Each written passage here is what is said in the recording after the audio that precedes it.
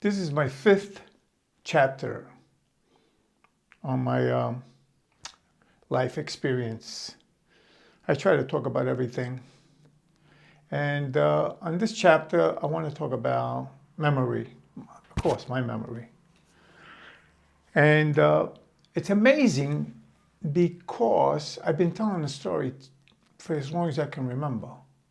And perhaps that's why I remember what I'm going to say.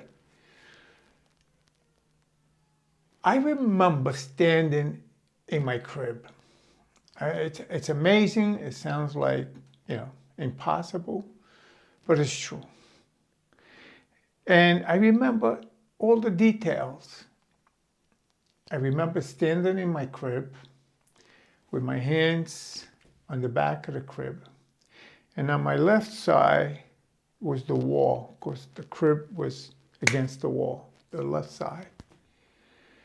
And it was right behind the door of the bedroom, which I imagine it was the bedroom of my parents, because I was a little baby, but old enough to stand on the crib.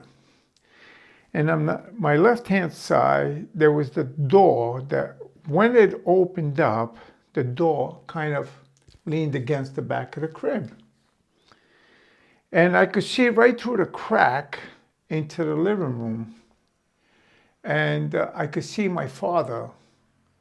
And at the time, my father had black hair and a mustache. And he was wearing a white shirt.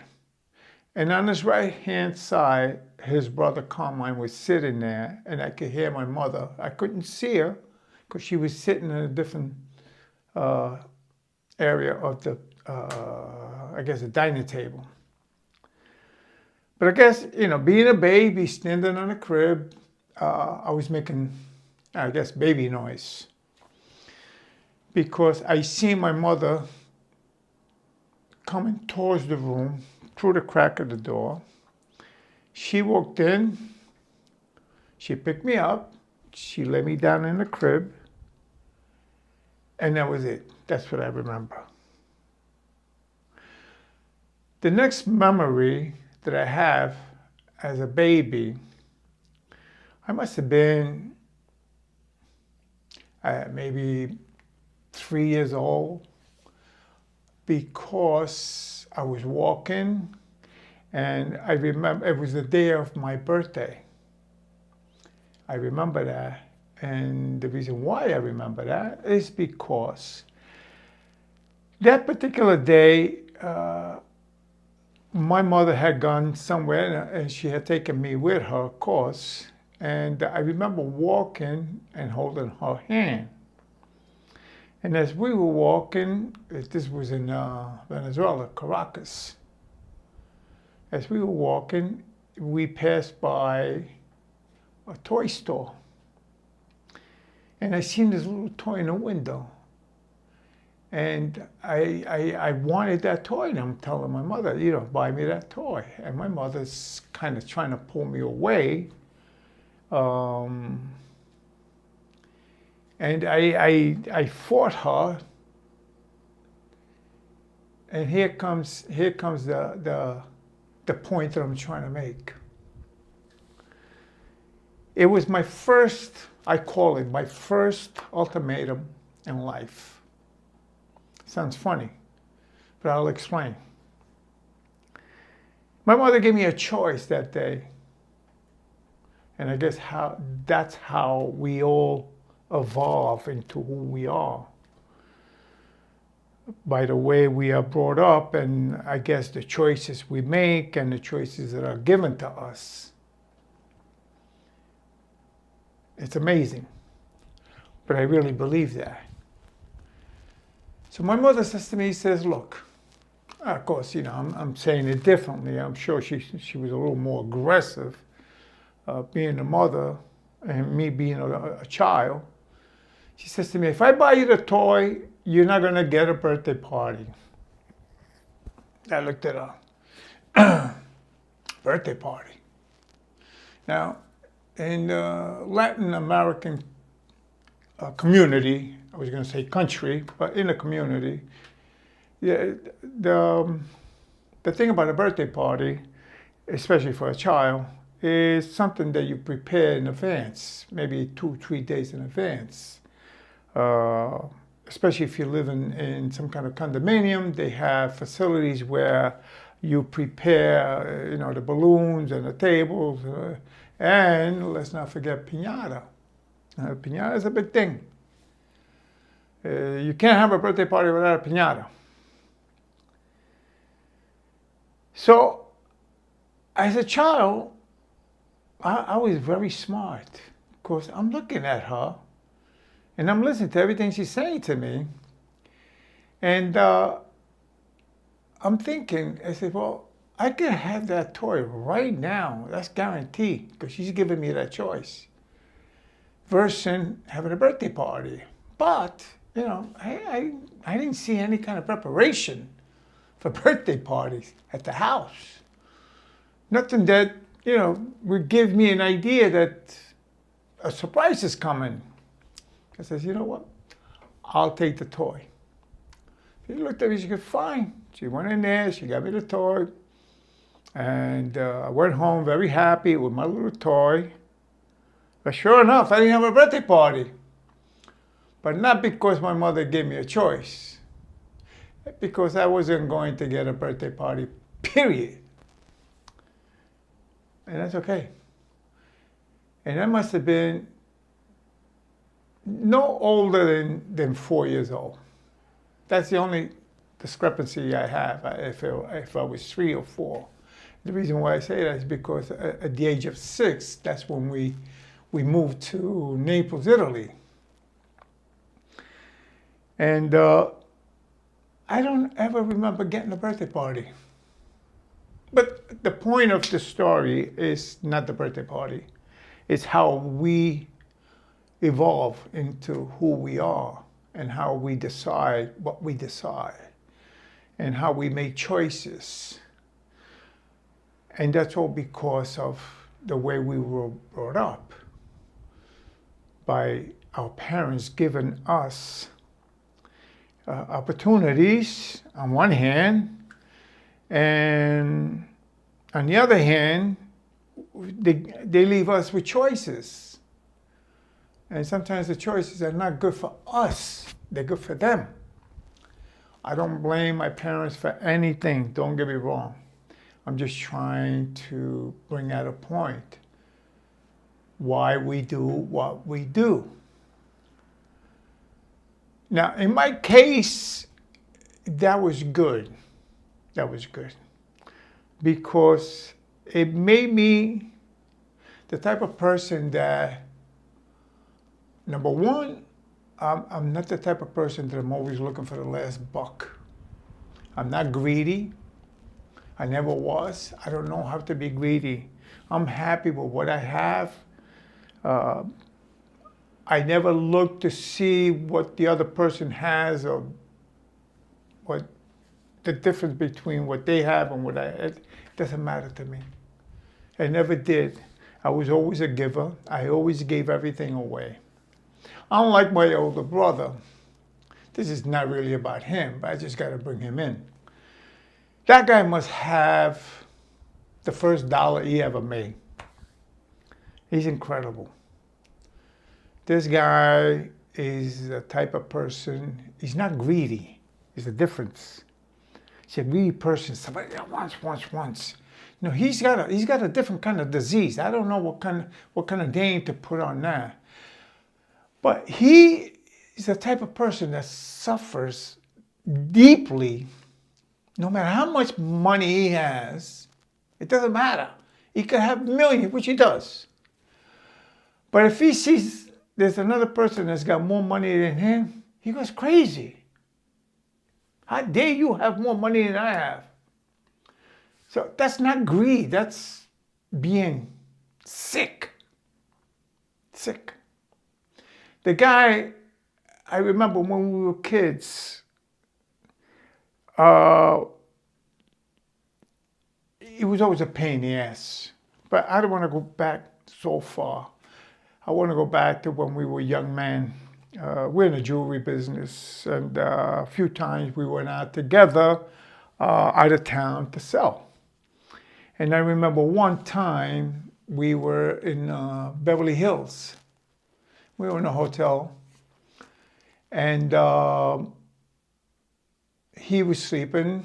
I woke up early. I ordered coffee and a couple of bagels or whatever it is that they gave us. And they were a little pricey. But then again, you know, hotel, that's what it is. But versus, let's say, a cup of coffee from Dunkin' Donuts for $2 and one in a hotel where they bring it to you, room service, all that, $5. Yeah, it's double the price, but it's, you know, it's still a coffee and service and all that kind of stuff. So when he woke up, I mean, I'm preparing the coffee, putting the sugar in the coffee. I'm making a cup for him, a cup for me. Guy wakes up. He comes over to the table in the room. He literally picks up the cup of coffee, and there was the bill right there. He looks at the bill. He puts the cup of coffee down. And I'm looking at it. No. Tell him to come and get this coffee. Are you out of your fucking mind? Are you crazy? Are you insane? I'm gonna ask him to come and get the coffee? That's one for the record. Now we're in Chicago. Winter, snowing, slush, water, rain, insane. And something happened on my shoe, and it opened up, and I can't walk. I'm getting the water in my feet. It's crazy. So I tell him, I say, listen, we got to stop off and get a pair of shoes. I can't be walking around like this, especially we have to go see a customer. He says, no, we haven't sold anything yet. We can't. I said, forget it. There was a bench there. I sat on a bench. I said, I ain't moving from here until we get a pair of shoes. It's not that it was his money or my money. It was a company money. And it's not that I wanted something crazy. I'm not walking barefoot. You want me to walk barefooted? So, you know, it's a mindset for certain people. Crazy. It's crazy shit. Anyway, going back to evolving into who you are. So all these things growing up, they kind of make you who you are today, you know, and you have to be happy with who you are. I'm a very happy person because I'm no matter what I have, I'm happy with it. Very little, I'm happy. A lot, I share. I have given so much away. And my mother used to say something, and I practice it all the time, especially now that I'm in the Philippines. I've been here in the Philippines for the last 3 years. I love it. I love it because these people, they don't have anything, and they're always happy. You walk around, you see these people, they got nothing. And when I say nothing, some of them sleep on dirt floors. They're happy. And it kind of goes with my attitude. So getting back to mindset. I am very happy who I am, very happy having little. I don't look for a lot. To have a lot is to have more responsibility, because the more you have, the more you have to protect. The more you have to protect, the more work you have to put in. And that becomes a problem because you're always on guard that somebody's going to take what you have. You're always worried that what are you going to do if you don't have what you have?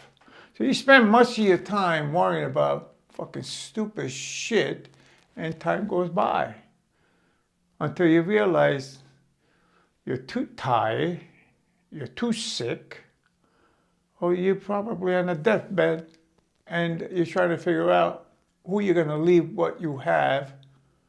And most of the time, there's people waiting for you to die so they can take what you have.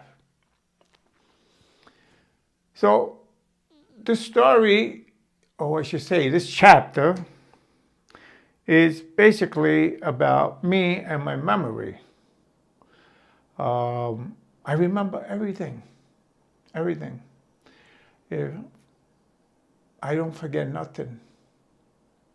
That doesn't mean that I have animosity towards people. No, I just, I have a mindset where I don't forget anything, especially when people do good things for me.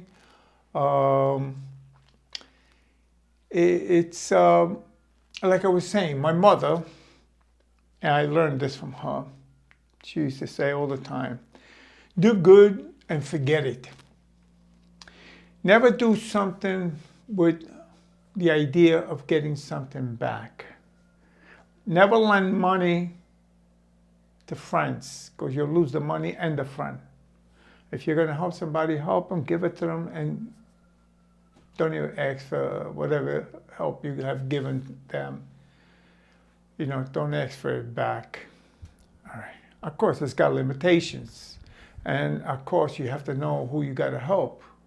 You can't be, giving everything away to people, because I learned my lesson well, especially with my older brother, going back to my older brother. I tried to avoid talking about him. But it's impossible, because he has been, I don't want to say the downfall of my life, because I don't feel that I'm down. But I could have been helping more people.